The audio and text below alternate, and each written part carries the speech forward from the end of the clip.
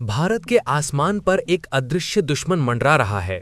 चीन और पाकिस्तान ने मिलकर इलेक्ट्रोमैग्नेटिक जंग की ऐसी आग भड़काई है कि मुंबई के ऊपर पूरा जीपीएस सिस्टम अचानक अंधा पड़ गया।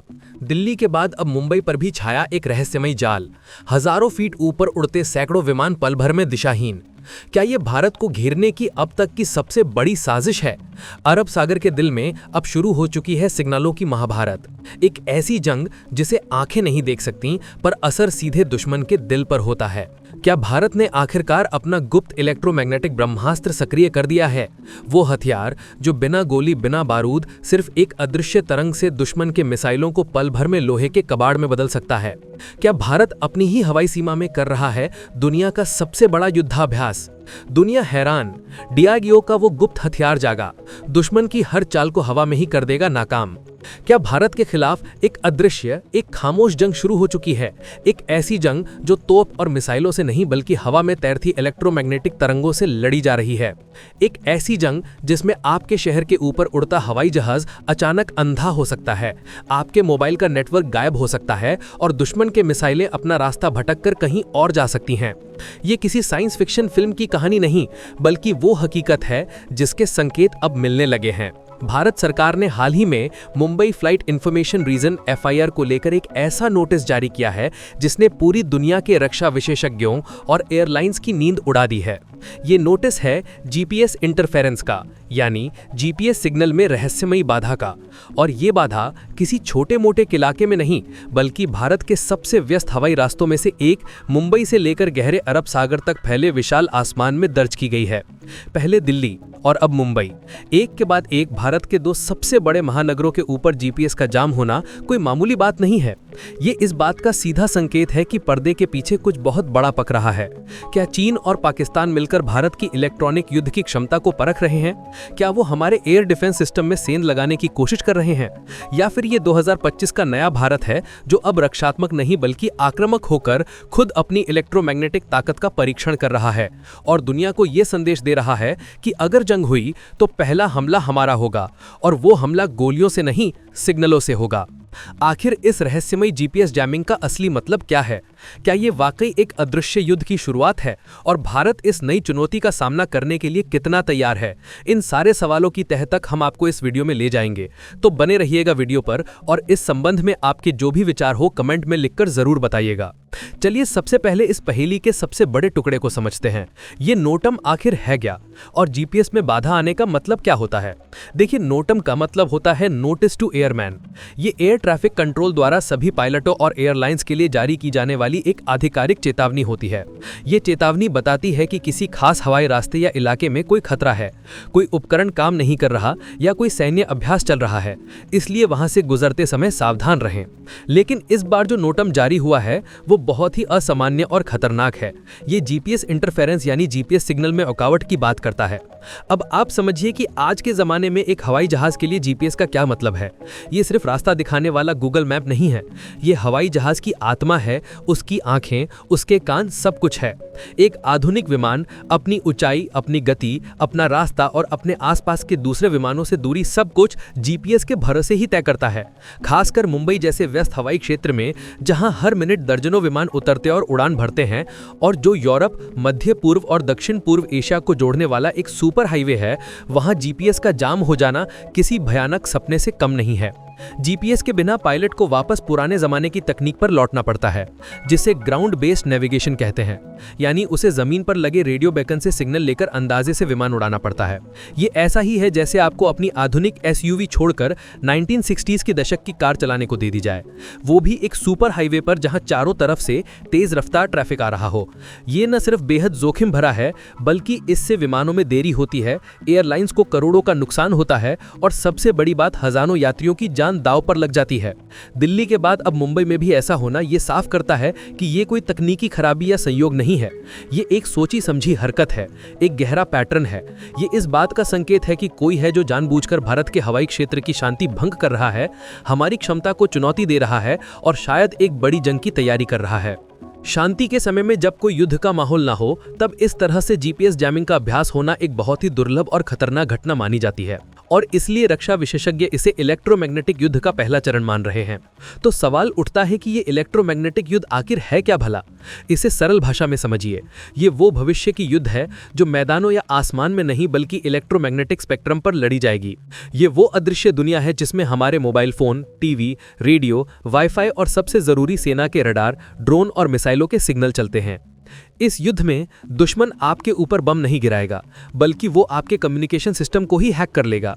वो आपके रडार को अंधा बना देगा ताकि उसे आपके लड़ाकू विमान दिखाई ना दें। वो आपके ड्रोन के सिग्नल को जाम कर देगा ताकि वो हवा में ही कबाड़ का टुकड़ा बन जाए। वो आपकी मिसाइल के जीपीएस को स्पूफ यानी धोखा देकर उसे अपने ही ठिकाने पर गिराने पर मजबूर कर देगा। आधुनिक सैन्य सिद्धांत में इसे संघर्ष की पहली लहर माना जाता है। एक ऐसी खामोश लहर जो बिना एक भी गोली चलाए, बिना एक भी सैनिक को भेजे दुश्मन की कमांड और कंट्रोल क्षमता को पूरी तरह से तहस नहस कर सकती है। दुश्मन को पता ही नहीं चलेगा कि उस पर हमला हुआ है और कब हुआ। जब तक वो कुछ समझ पाएगा तब तक उसकी आंखें, कान और दिमाग सब कुछ काम करना बंद कर चुके होंगे। और मुंबई दिल्ली एफआईआर में ये जीपीएस हस्तक्षेप इसी पहली लहर की आहट हो सकती है। ये इस बात का संकेत है कि दक्षिण एशिया का इलेक्ट्रोमैग्नेटिक स्पेक्ट्रम अब एक नया युद्ध का मैदान बन चुका है। एक ऐसा अखाड़ा जहां भारत, चीन और पाकिस्तान तीनों ही एक दूसरे की ताकत को तौल रहे हैं, एक दूसरे की सीमाओं को परख रहे हैं और भविष्य के संकट के लिए बिना शोर मचाए अपनी अपनी तलवारें तेज कर रहे हैं। जिस वक्त भारत अपनी तीनों सेनाओं के साथ पश्चिमी और उत्तरी सीमाओं पर बड़ा युद्धाभ्यास कर रहा था, जिस वक्त भारतीय वायुसेना लद्दाख से लेकर पूर्वोत्तर तक गरज रही थी, जिस वक्त पाकिस्तानी नौसेना अरब सागर में फायरिंग का अभ्यास कर रही थी और जिस वक्त चीन तिब्बत में हाई अलर्ट पर था और हिंद महासागर में अपनी इलेक्ट्रॉनिक जासूसी बढ़ा रहा था, ठीक उसी वक्त इस जीपीएस जैमिंग का होना इस पूरे मामले को और भी ज्यादा गंभीर और खतरनाक बना देता है। ये एक ऐसा खतरनाक संयोग है जिसे नजरअंदाज करना भारत के लिए एक बड़ी भूल हो सकती है। ये इस बात का सीधा संकेत है कि संघर्ष अब जमीन, हवा और पानी से निकलकर इलेक्ट्रोमैग्नेटिक क्षेत्र में प्रवेश कर चुका है। अब आता है सबसे बड़ा सवाल, आखिर ये कर कौन रहा है? इस अदृश्य हमले के पीछे किसका हाथ है? यहाँ पर तीन मुख्य संभावनाएं बनती हैं और तीनों ही एक से बढ़कर एक खतरनाक है। पहली और सीधी आशंका है पाकिस्तान की तरफ से। ऑपरेशन सिंदूर में मुंह की खाने के बाद से ही पाकिस्तान बौखलाया हुआ है। उसका नया स्वघोषित फील्ड मार्शल आसिम मुनीर लगातार भारत को हाइब्रिड युद्ध की धमकी दे रहा है।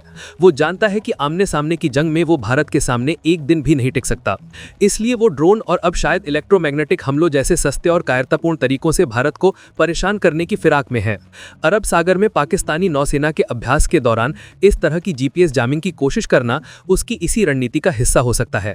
वो शायद ये देखना चाहता है कि भारत का एयर ट्रैफिक सिस्टम इस तरह के हमले से कितना प्रभावित होता है और हमारा रिएक्शन टाइम क्या है। वो हमारी क्षमता की थाह लेना चाहता है ताकि भविष्य में कोई बड़ा हमला प्लान कर सके। ये एक तरह से हमारी तैयारियों पर एक प्रोब अटैक हो सकता है। दूसरी और ज्यादा खतरनाक संभावना है चीन। चीन इलेक्ट्रोमैग्नेटिक युद्ध का माहिर खिलाड़ी है। वो सालों से इस तकनीक पर काम कर रहा है और उसने इस क्षेत्र में महारत हासिल कर ली है। हिंद महासागर में चीन की गतिविधियां लगातार बढ़ रही हैं। उसके जासूसी जहाज और पनडुब्बियां हर वक्त इस इलाके में मंडराते रहते हैं। तिब्बत में बैठे बैठे वो भारत के उत्तरी राज्यों में किसी भी सिग्नल को जाम करने की क्षमता रखता है। चीन के लिए भारत को इस तरह से परेशान करना एक ग्रे जोन वॉरफेयर का हिस्सा है, यानी एक ऐसी लड़ाई जो युद्ध की घोषणा के बिना ही लड़ी जाती है, जिसमें दुश्मन को लगातार परेशान किया जाता है, उसकी अर्थव्यवस्था को नुकसान पहुंचाया जाता है और उसे मनोवैज्ञानिक रूप से थकाया जाता है। चीन ये देखना चाहता है कि भारत के पास उसकी इस इलेक्ट्रॉनिक दादागिरी का क्या जवाब है। वो ये परखना चाहता है कि क्या भारत के सिविलियन और मिलिट्री सिस्टम्स एक साथ इस तरह के हमले को झेल सकते हैं। ये भी संभव है कि अरब सागर में मौजूद चीन के किसी जासूसी जहाज पर लगे हाई पावर जैमर या रडार ने अनजाने में या जानबूझकर भारतीय हवाई क्षेत्र के जीपीएस सिग्नल्स में ये गड़बड़ी पैदा की हो। चीन की मंशा हमेशा से ही भारत को दक्षिण एशिया तक सीमित रखने की रही है और ये हरकत उसी बड़ी चीनी साजिश का एक छोटा सा हिस्सा हो सकता है। लेकिन अब आती है तीसरी और सबसे दिलचस्प संभावना, एक ऐसी संभावना जो हर भारतीय का सीना गर्व से चौड़ा कर देगी। क्या हो अगर ये जीपीएस जैमिंग पाकिस्तान या चीन नहीं बल्कि खुद भारत कर रहा हो? क्या हो अगर ये कोई हमला नहीं बल्कि हमारे ही एक आक्रामक युद्धाभ्यास का हिस्सा हो?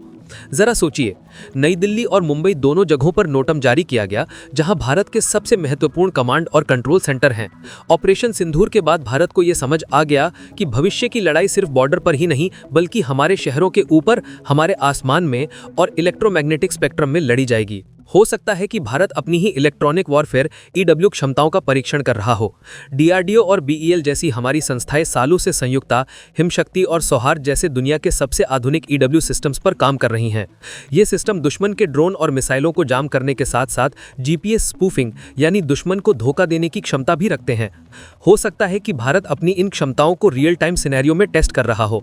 वो ये देख रहा हो कि क्या हम अपने ही हवाई क्षेत्र में दुश्मन के जीपीएस को जाम करके अपने विमानों को अपने स्वदेशी नेविगेशन सिस्टम नेविक पर सुरक्षित रूप से चला सकते हैं या नहीं। ये एक बेहद आक्रामक और आत्मविश्वास से भरी रणनीति होगी। ये दुनिया को, खासकर चीन और पाकिस्तान को ये बताने का तरीका होगा कि अगर तुमने हमारे आसमान की तरफ आंख उठाकर भी देखा तो हम तुम्हारे सिग्नलों को ही तुम्हारा काल बना देंगे। ये उन्हें ये दिखाने का तरीका होगा कि हम न सिर्फ तुम्हारे हमले को रोक सकते हैं बल्कि हम खुद भी ऐसा हमला करने की पूरी क्षमता रखते हैं। अगर ये सच है तो ये 2025 के नए भारत की वो हुंकार है जो दुश्मनों को उनकी ही भाषा में जवाब देना जानती है। ये ऐलान है कि अब हम सिर्फ रक्षात्मक नहीं बल्कि आक्रामक भी हो सकते हैं। तो फिर भारत इस अदृश्य युद्ध से निपटने के लिए कर क्या रहा है? क्या हम सिर्फ बैठकर दुश्मन की अगली चाल का इंतजार कर रहे हैं? इसका जवाब है बिल्कुल नहीं। भारत ने इस खामोश जंग के लिए अपनी तैयारी बहुत पहले ही शुरू कर दी थी।